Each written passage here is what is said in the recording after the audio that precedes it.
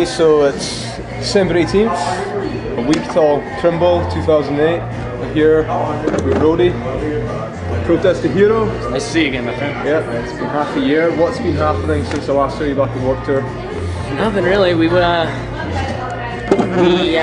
into the States for another month, and then we went over to Europe for a month after that. We got back like last week, and we're here playing a show in Toronto. Awesome. So you went to Europe for a little bit back in November. You played a few dates in the UK. What was that like? It was okay. The first date was in a place called Yeovil. Yeah, very small town. Yeah, not so hot. It was like super cold. It was snowing and shit. And like, it was the first time back in the UK in like 2 years. And we were just like, fuck this, man. UK is stupid. And then, you know, we got a couple more days in. We got to like Manchester. We went to Glasgow, which was fucking beautiful. What was Glasgow like? It was beautiful. Mad? I really enjoyed it. The show was fucking nuts too. But yeah, you know, we had a pretty good time overall. Though the first impression of it this time was not so hot. And kicking into 2009, you guys are going to be touring more kind of seriously. Yeah. Like this year, you've been kind of like, you've done the Warped Tour thing, and my impression is you guys weren't so much into that. No, we were not into the Warped Tour at all.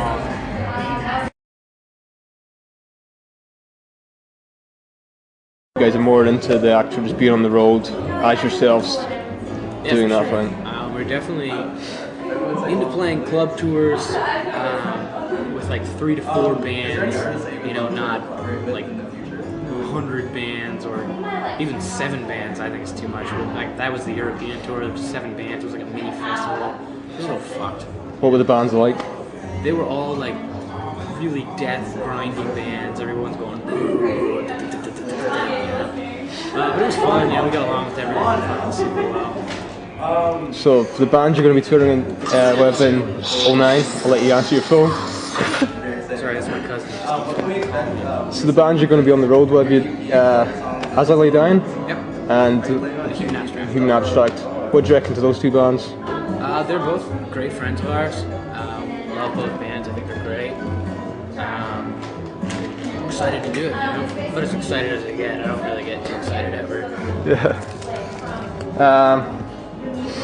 So like 2009 next year, right? So it's getting near the end of this decade, and I don't know about you, but this decade seems to have gone really fast. I'm just wondering what you, as the frontman of Protest the Hero, what do you think would sum up like in the future when people look back on this decade in music? What are people going to think of it? Like, what stood out for you? What's the defining kind of genre? Or I think a lot of people will think it's a flashback to the fucking 80s, you know? Like a lot of the fashion trends that came back. Sorry, my girlfriend and my cousin just keep going back and forth. Yeah, like a lot of the fashion trends came from the 80s, and they're really stupid. Like dudes with like super long, like permy hair, fucking, you know, guys in like purple shirts with those like Kanye sunglasses. Those are so 80s. yeah, And I think it's so stupid. And I think also a lot of people are going to look back at the indie rock shit that's going on. I hope they realize it's stupid. like to me, what I've noticed, like the start of the decade, it was all like the Strokes and stuff like that. Like that was like the really big thing, and then Kings of Leon, and then suddenly like they went away, kind of like nobody cares anymore. And then pop punk kind of explosion again, and then also of course the whole emo thing and all that kind of stuff. Like, but to me, it's not really been like a defining thing. It's not like 90s grunge or anything like that. You're like, it's just like a rehash of everything. So for the next decade, do you see any like what's your forecast? I don't know. I think there has to be some pretty huge catalyst. Like if you look at like the 70s, we had all those fucking hippies. You know, that was also because of the Vietnam War. You know, so there has to be something pretty major and like impactful. I think most people when they look back at, you know, 2000 on, they're gonna think good, but fuck, man. I'm gonna text my cousin and tell him, like, hello, yo, dude, I'm in the middle of an interview. I can't take phone calls right now.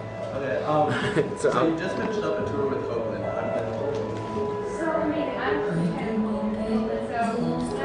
Yeah, for sure. Alright, bye. Let's go. Just keeps calling and calling and calling. Sorry.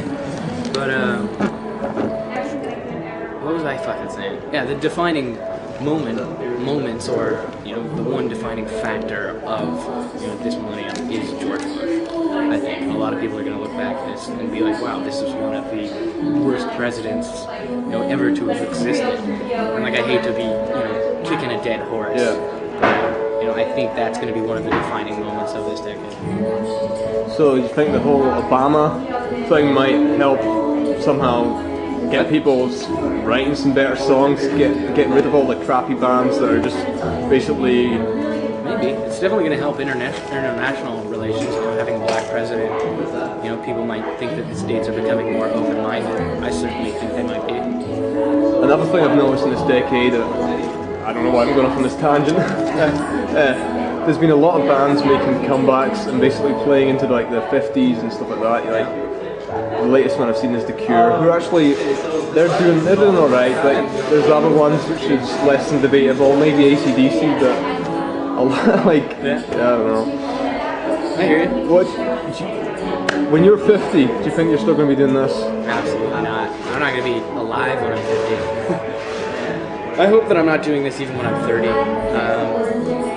I hope I'm living some better kind of lifestyle, as opposed to just getting wasted every night and waking up feeling sick every morning. You know? So what are the life expectancy of protest is kind of into your 30s then, and then just like call it a day? Yeah, maybe. Doesn't matter, you know. We got something built if we all die tonight. That's how I look at it, you know.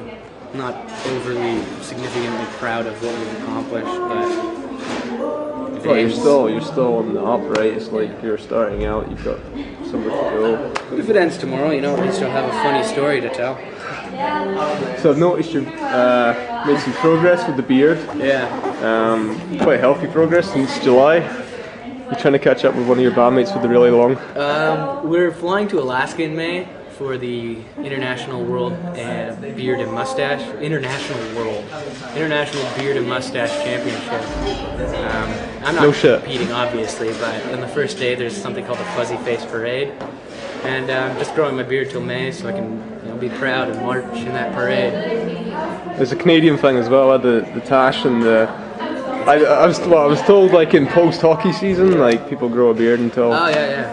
There's, the playoff season, hockey players. I don't know, I'm not a hockey player. I'm just a dirty fucking barbarian. I'm going to bore you with one more topic. Next week is Christmas. Are you into it? Like... Yeah, I celebrate Christmas. Just like a family get-together, you know, we sit around, we give each other presents, and they're like, Merry Christmas. Is there anything you're wanting, particularly? For Christmas? Yeah, from Santa. My parents have been asking me that, and I have no answer. They've been asking me stuff like that since I was 10, and I've never had an answer. I don't want for anything. I got everything I want. I got clothes on my back and a phone in my hand. And then a week beyond that, you've got New Year's, or Hogmanay, as we say back in Scotland. Yeah. It's a big night as well, obviously. I'm going to ask you, as a rock musician, for your advice on hangover cures. Drink again. Hair of the dog. Hair of the dog that beat you, that's right. Awesome, man.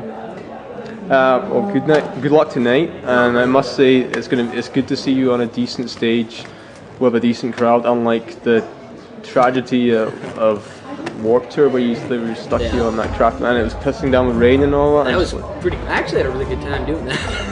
I felt like a god, you know, like I was controlling the weather. But obviously, I was not.